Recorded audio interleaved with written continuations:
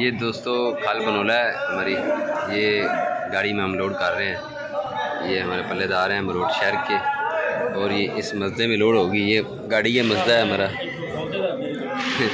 ये हमारे व्यापारी अब्दुल रऊफ भट्टी साहब, पक्का मरबा।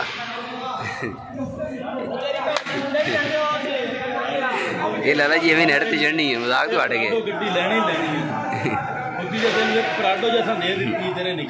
वो पीछे जो गाड़ी आप देख रहे हैं दोस्तों, वो होंडा सिविक्स है, और उसके साथ जो गाड़ी है वो होंडा सिटी है।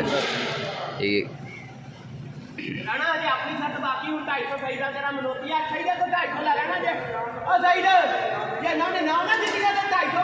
बैरक देखें दोस्तों आप, कितनी बड़ी है। उर्ली गड्डी नालों परली गड्डी सोनी, लेकिन उर्ली ज़्यादा महंगी है। उर्ली 45 लाख रुपए दी है। 45 लाख रुपए दी उर्ली। रऊफ छत कितनी बैरक दी? छत कितनी ऊंची?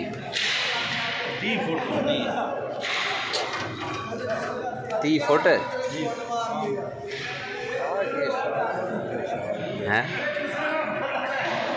सिर ते निशान लग्या है मेरी दे। नवी